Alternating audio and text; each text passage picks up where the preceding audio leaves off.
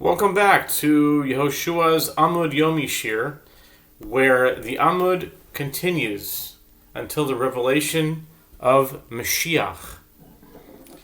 May it be soon and in our day, the complete revelation of Mashiach. And today we'll be studying Amud Aleph of Menachot 95. Menachot Sadi Hey Amud Aleph. Top of the page with the words Meisvei. Meisvei. Kemin keveres haya lo betanur. Vedoime kemin tavla merubas. Ema upi hadoime kemin tavla merubas. The Gemara raises an objection to the opinion of Rabbi Yochanan from another Braita. There was a mold in the oven for the showbread that was similar to a barrel made of reeds, as it was perforated to enable the bread to bake well, and in its shape it resembled a type of rectangular tablet. This indicates that the showbread was rectangular. The Gemara answers saying that the opening, meaning the upper section of the mold, resembled a type of rectangular tablet, and that the mold tapered down to a point. Tanya kamandamar kamin sfina rokedes. De Tanya arba sinifin shel zav hayusha. Mefutzali meroshehen kamin dukronin hayu. שסוים קרים בהן את הלחם שהוא דומה כמין ספינה רוקדס. It was taught in Braita in accordance with the opinion with the one who said the showbread was like a rocking boat, as it is taught in Braita. There were 4 gold panels there on the table, which split up at their upper ends so that they were like forked reed branches. The panels were forked because the bread, which resembled a type of rocking boat, was supported by them. Ibailehu lechem aponim nifsad b'masois, or eina nifsad b'masois. Rabbi Yochanan Rabbi Yehoshua ben Levi, chadama nifsad v'chadama eina nifsad. A dilemma was raised for the sages. During the era of the tabernacle, was the showbread disqualified during the journeys of the Jewish people in the wilderness, or was it not disqualified during their journeys? When the Jewish people, when the children of Israel would travel from one place to another in the wilderness, the tabernacle would be dismantled and the table would be carried with loaves upon it. The dilemma is about whether or not the loaves were disqualified since they left the boundaries of the sanctuary. This matter is the subject of a dispute between Rabbi Yochanan and Rabbi Yehoshua ben Levi. One says the loaves were thereby disqualified, and one says that they were not disqualified. Ma'adam nifsal dichtiv kasher yachanu ken yasahu. Ma machan yaso nifsal beyotze apnes yaso nifsal beyotze. The Gemara explains their respective reasons. The one who says the showbread was disqualified derives his opinion from a verse, as it is written with regard to the journeys. Then the tent of meeting shall journey with the camp of the Levites in the midst of the camp as they encamp. So shall they journey.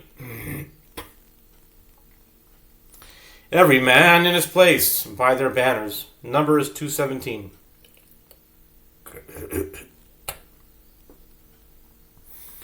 The verse juxtaposes the encampments with the journeys, indicating that just as when the tabernacle is encamped, the showbread is disqualified when it leaves the tabernacle courtyard, so too when the tabernacle journeys, the showbread is disqualified when it leaves the courtyard.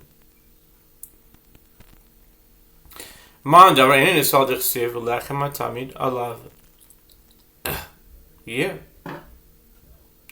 The one who says the showbread was not disqualified during the show journeys derives his opinion from a verse,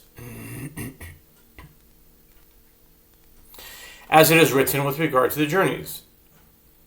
And upon the table of the showbread, they shall spread a cloth of blue, and the continual bread shall remain upon it. Numbers 4:7. The verse refers to the showbread as the continual bread, even during the journeys, indicating that as long as the loaves are on the table, they retain their sacred status. V'idach nami ha'kesiv kasher yachanu ken yisau idach yisama b'chaniyaso ki lo yatsa mimkomo lo b'yipsal af b'nisyaso ki lo yatsa mimkomo lo mifasil. The Gemara asks, but also, according to the other Amora who maintains the showbread was not disqualified during the journeys, isn't it written, as they encamp, so shall they journey? Indicating that the showbread is disqualified when it leaves the tabernacle during the journeys. The Gemara replies that, according to this opinion, the juxtaposition of the encampments with the journey is interpreted in the other direction, just as when the tabernacle is encamped. If the showbread does not leave its place and remains on the table, it is not disqualified. So too in the tabernacle journeys, if it does not leave its place on the table, it is not disqualified. Vidachnami hakesi ulechem atovin alaviye elakiyasar of dimiyama b'misudal dechuliam lo pligi elaki pligi b'misulah. The Gemara asks, but also according to the other Amora who maintains the showbread was disqualified during the journeys, isn't it written, and the continual bread shall remain upon it? Indicating that the showbread retains its sanctity as long as it is on the table. Rather, when Rav Dimi came from Eretz Yisrael to Babylonia, he said that the explanation of the dispute between Rabbi Yochanan and Rabbi Yehoshua ben Levi is different.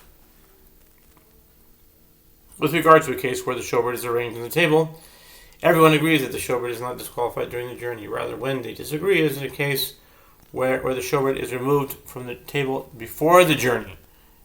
The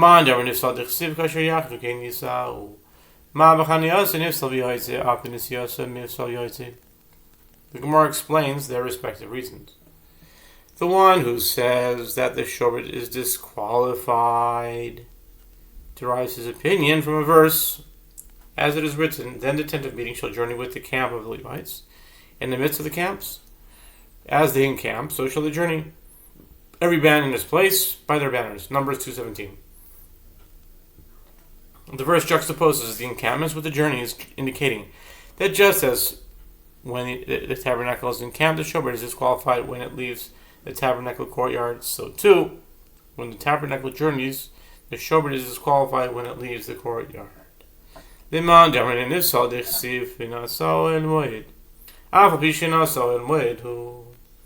According to the one who says the showbread is not disqualified during the journeys, this is derived from a verse as it is written, then the tent of meeting shall journey, indicating that even though it has journeyed, it is still considered the tent of meeting, and therefore the showbread is not disqualified.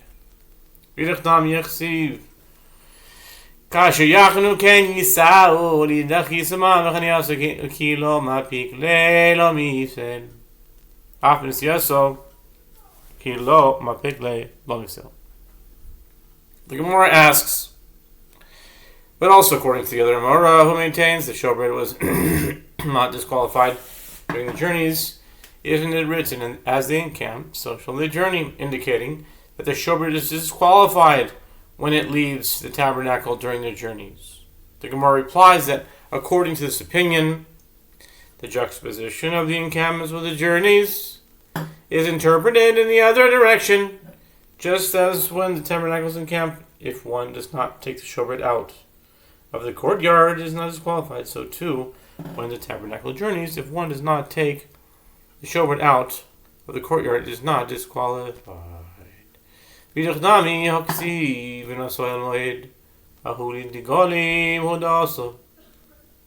Gemara asks, but also according to the other Amora, who maintains the showbread was disqualified during the journeys, isn't it written, then the tent of meeting shall journey, indicating that the tent of meeting retains its sanctity during the journeys, and therefore the showbread should not be disqualified?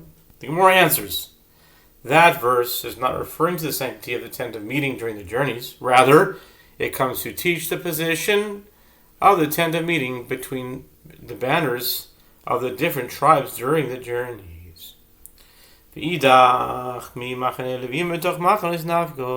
Gemara asks, and according to the other Gemara, from where does he derive the position of the tent of meeting during the journeys?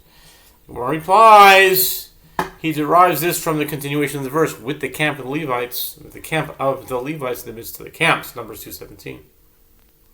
Meisvei b'shas tziduk masois kodashim nifsalin v'yoytzi v'zavim mitzayroim nishtalchin chutz d'mechitzotzon ma'ilav afilu lechem aponim lo ba'mi lechem aponim.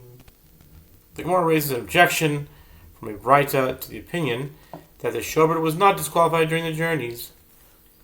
At the time of the dismantling of the tabernacle in order to commence the journeys, when the curtains surrounding the tabernacle courtyard are removed, the sacrificial food is disqualified from being consumed, as it is considered to have left the tabernacle courtyard, and Zavim and lepers are sent out of the partitions of their camps. The Zavim are sent out of the Levite camp, while lepers are sent out of the Israelite camp. What, is it not referring to even the showbread, indicating that it is disqualified during the journeys? The Gemara answers no. The Braita means that the most sacrificial food is disqualified except for the showbread. Menachot. I oil moye dafkehu afilu kodashim nami. I oil moye dafkehu afilu lechem aponim nami. The Gemara challenges whichever way you look at it. This explanation is difficult. If the phrase "then the tent of meeting shall journey" is meant exactly, meaning literally, and it still has the status of the tent of meeting, even during the journeys, and even other sacrificial food should not be disqualified during the journeys. If then the tent of meeting shall journey is not meant exactly, and does not have the status of the tent of meeting during the journeys, then even the showbread should be disqualified. Ela,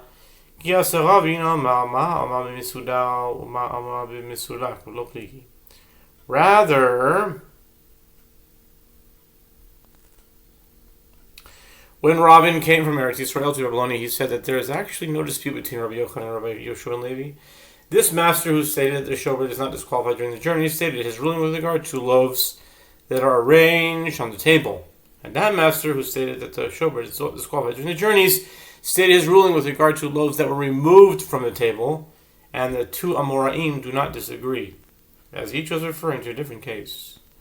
Omer Abaye, Shma Mina, Yesh Siluk Masois Balaylo, Tisar Kadaitoch, Siluk Masois Balaylo, Emas Midle Letzafro, Ma Iria, Mishum Yoitse, Typically Dipsale Balina.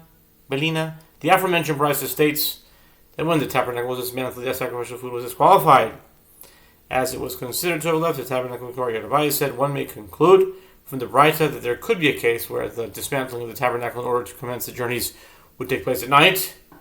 This is a necessary conclusion, as if it should enter your mind to say that there could not be a case where the dismantling of the tabernacle in order to commence the journeys would take place at night, when would the curtains surrounding the tabernacle be removed? If they were removed right away in the morning, why was the sacrificial food disqualified specifically due to the fact that it left the tabernacle courtyard? I may derive that it was disqualified because of the fact that it was left overnight. The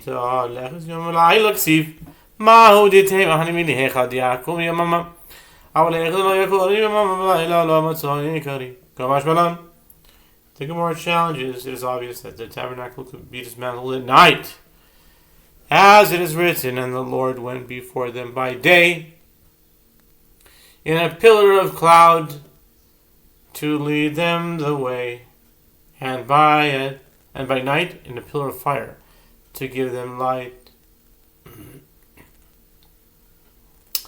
that they might go by day and by night. Exodus 13:21. The Gemara answers that Abaye's observation is necessary, lest you say that this statement that they would travel at night applies only to a case where the Jewish people dismantled their camp and began to journey by day, in which case they would continue to travel at night. But in a case where they did not dismantle their camp by day, they could not dismantle the camp and leave at night. Abaye therefore teaches us that they could set out even at night.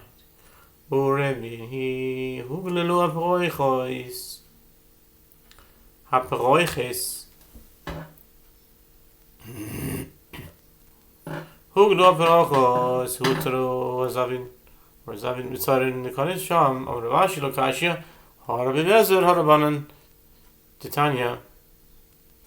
Then we'll continue, and that's it, basically. Yeah. We'll continue just to make the idea. Okay, Titania, Rabbi Lezer Omer, Yachal, Dachaku Zavin Mitzar, now 95b.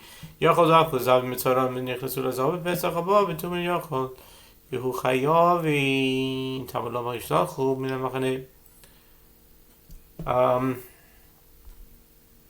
know what? We'll keep it to an Amud a day. So we'll just leave that aside. The aforementioned Braita teaches that even when the tabernacle was dismantled, Zavim and lepers were sent outside the camp, as the sanctity of both the Levite camp and the Israelite camp remained intact even while the tabernacle was dismantled. And the Gemara raises a contradiction from another Braita. Once the curtain surrounding the tabernacle court was rolled up, the Zavim and the lepers were permitted to enter into that area where the tabernacle had stood. This indicates that the camps did not retain their sacred status once the tabernacle was dismantled. Rav Ashi said, "This is not difficult. This Braita is in accordance with the opinion of Rabbi Eliezer, and that Braita is in accordance with the opinion of the rabbis." And then they bring a Braita to prove that. As it's not in a Braita, okay, we'll finish this Amud. Amud Yomi. Yehoshua's Amud Yomi.